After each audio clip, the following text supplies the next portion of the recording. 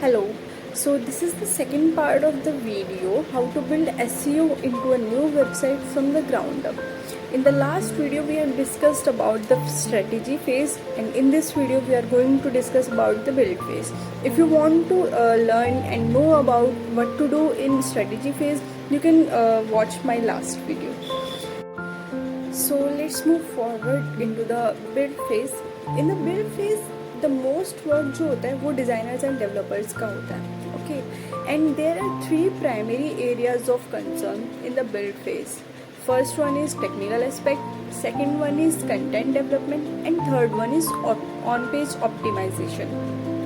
So in the technical aspects, जैसे कई सारे वेब डिज़ाइनर्स एंड डेवलपर्स को जो है they don't have well versed knowledge in SEO. So क्या होता है वो मिस्टेकनली वेबसाइट बिल्ड कर देते हैं जो कि वर्क करती है अगेंस्ट SEO एबिलिटी के to crawl and understand the website. So before they start their work, make sure your designers and developers are on the same page with the SEO friendly website design. Okay, so in the technical aspects, have discussion about your developers and designers about how the website will look and उसमें क्या क्या चीज़ें हैं जो हमें ध्यान में रखनी है from the SEO perspective. The first one is be easily accessible and crawlable for search engines. इसमें क्या होता है कि हम जब भी वेबसाइट क्रिएट करते हैं तो हमेशा हमें ध्यान में रखना चाहिए कि हमारी वेबसाइट जो है वो बी इजीली एक्सेसिबल, कि मतलब अगर कोई यूज़र आता है हमारी वेबसाइट पे तो वो इजीली एक्सेसिबल हो, मतलब वो इजीली अंडरस्टैंड कर पाए कि हमारी वेबसाइट जो है वो किस चीज़ पे है, क्या जो हमने भी उसमें मतलब जो भी हम चीज़ें यूज़ कर रहे हैं क्या वो मतलब वो यूजेबल है भी या नहीं है. तो हमें एक तरह से उनके पर्सपेक्टिव से देखना चाहिए कि हमारी वेबसाइट एक्सेसिबल होनी चाहिए और क्रॉलेबल होनी चाहिए हमारे सर्च इंजन के लिए. और जो हमारी चीज़ें हमारी यूज़ होती हैं क्रॉलेबल एंड क्रॉल करने के लिए एंड एक्सेसिबल होने के लिए, वो ये कुछ मेन पॉइंट्स है जो मैं which I am going to share with you. The first one is robot.txt file. robot.txt file जो होती है उसमें एक रूट डायरेक्टरी क्रिएट करते हैं वेबसाइट की, ठीक है, कि जिसमें हम सर्च इंजन क्रॉलर्स को बताते हैं कि विच पेज हमारा कौन सा पेज है to crawl and which to avoid. क्या होता है जब हम क्रिएट करते हैं तो हमारे पास जो है वेबसाइट में बहुत सारे ऐसे पेजेस बन जाते हैं जो कुछ यूजेबल होते हैं एंड कुछ नॉन यूजेबल होते हैं. तो हमें क्या करना होता है, हमें एक robot.txt फाइल बनानी होती है कि हमारे जो है कुछ पेजेस है, जैसे कि अगर मेरी एक वेब डिज़ाइनिंग की कंपनी है, मान लो हम उनके कोर्सेज प्रोवाइड करते हैं या फिर कुछ हम IT से रिलेटेड कोर्सेज प्रोवाइड करते हैं, तो हम क्या करेंगे, जैसे वेब डिज़ाइन का हम एक पेज लेंगे, डेवलपमेंट का पेज लेंगे, ग्राफिक डिज़ाइन का, डिजिटल मार्केटिंग का पेज लेंगे. तो फिर क्या होगा, हम इन पेजेस को लेंगे जो हमारे ईजी मतलब एक तरह से हम जिन्हें क्रॉल करवाना चाहते हैं, ठीक है. और हम जो हमारे दूसरे रॉ पेजेस होंगे जो कि हमारे कुछ ख़राब पेजेस होंगे, हम उन्हें एक कमांड देंगे गूगल को कि हमें जो है ये वाले पेजेस क्रॉल करवाने, हमारे जो दूसरे हमारे जो बेकार पेजेस हम उन्हें क्रॉल नहीं करवाना. तो इसलिए हम robot.txt फाइल हम क्रिएट करके सबमिट करते हैं, एक तरह से रूट डायरेक्टरी बनाते हैं. The next one is XML site map. XML site map में क्या होता है, हमें एक जनरेट करनी होती है और एक सबमिट करनी होती है XML site map search engines को कि हमारी वेबसाइट जो है इस टॉपिक पे है, कि हमारी वेबसाइट जो है हम एक तरह से कोर्सेज प्रोवाइड करते हैं, तो हमारी जो इंडेक्सिंग होनी चाहिए वो उस पेज पे होनी चाहिए जहाँ पे सारे के सारे कोर्सेज रिलेटेड हमारी वेबसाइट्स हो, ना कि उन पेजेस पे जहाँ पर हमारी बिजनेस से रिलेटेड हो वेबसाइट.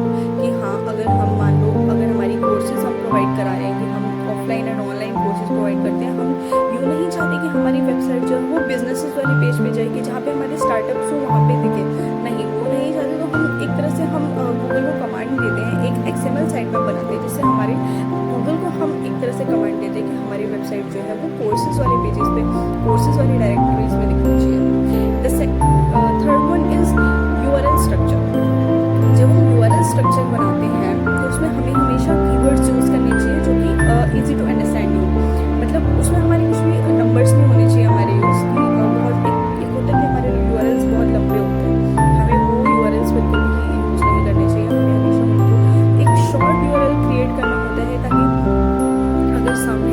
मतलब कोई टारगेट ऑडियंस हो या फिर हमारी कोई ऑडियंस हो, अगर हमारे उसे वेबसाइट का यूआरएल याद रखना हो तो फिर हमें एक easy to understand URL create करना चाहिए। जैसे कि अगर मेरी वेबसाइट डिज़ाइन की, जैसे हम अपना एक एग्जांपल ले लेते हैं डिजिटल डेवलपर्स का।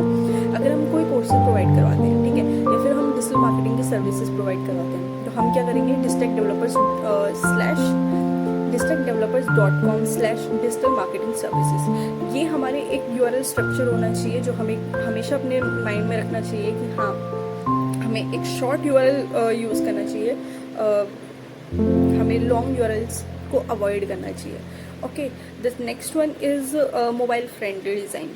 हमारी वेबसाइट जो है वो एक तरह से मोबाइल फ्रेंडली डिज़ाइन होना चाहिए कि अगर हमारा कोई सा भी मतलब अगर हमारी टारगेट ऑडियंस हमारी वेबसाइट को चाहे वो किसी टैब पर यूज़ कर रही हो, चाहे वो किसी एंड्रॉयड मोबाइल फ़ोन पर यूज़ कर रही हो, चाहे वो लैपटॉप पर यूज़ कर रही हो, तो ये हमेशा मोबाइल फ्रेंडली होनी चाहिए, डिज़ाइन होना चाहिए कि हमारी वेबसाइट में कुछ भी ऐसे मतलब कुछ भी हमारे डिज़ाइंस में गड़बड़ी नहीं होनी चाहिए। जिस और ये प्रेफर करता है एक गूगल जो होता है हमारा, वो प्रेफर करता है कि जो हमारे मोबाइल फ्रेंडली डिज़ाइंस होते हैं उनको रैंकिंग में भी वो प्रेफर करता है कि हाँ अगर ये वेबसाइट जो है ये मोबाइल फ्रेंडली है, इनका एसईओ भी अच्छे से हो रखा है, तो वो प्रेफर करती है कि इसको हम रैंकिंग फैक्टर में डालें।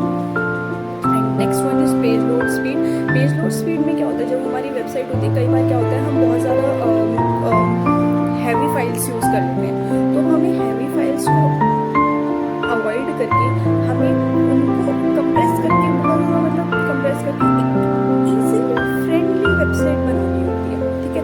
ना ही ज़्यादा वो उसकी पेज लोड स्पीड होनी चाहिए कि हाँ 1-1 मिनट हमारा ले रहे हैं, इतना ज़्यादा ये बहुत ज़्यादा होता है, इससे हमारा ट्रैफिक जो है वो वापस चला जाता है, वो नहीं आते हैं एंड इससे हमारी वेबसाइट जो है वो बहुत ज़्यादा अफेक्ट होती है। The next one is image optimisation.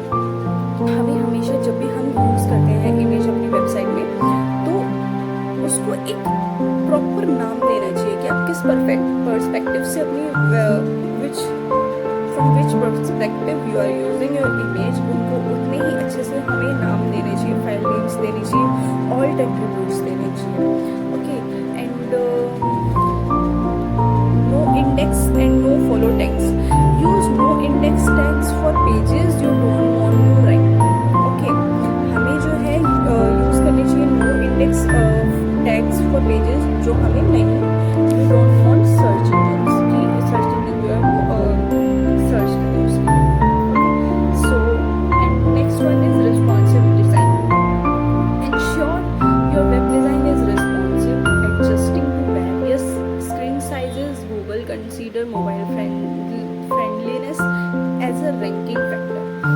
तो हमेशा हमारी जो वेब डिज़ाइन वेबसाइट होनी चाहिए वो रिस्पॉन्सिव डिज़ाइन होना चाहिए एक तरह से। ये कुछ फैक्टर्स हैं जो हमारी एसईओ जो है, जो हमारे गूगल सर्च इंजन जो है वो प्रेफर करता है कि इफ़ अगर आपकी वेबसाइट जो है वो इन पॉइंट्स पर, ये जो मैंने आपको कुछ 6 to 7 पॉइंट्स बताए, अगर हमारी वेबसाइट इन पॉइंट्स पर अगर बिल्कुल ठीक है, मतलब बिल्कुल एकदम इजीली हमारी वेबसाइट एक्सेसिबल है, क्रॉलर्स के लिए बहुत ज़्यादा एक्सेसिबल है, तो वो वेबसाइट जो है वो बहुत अच्छे से रैंक होती है। Within a month, within a 2 month हमारी वेबसाइट ईजीली अंडरस्टैंड हो जाती है।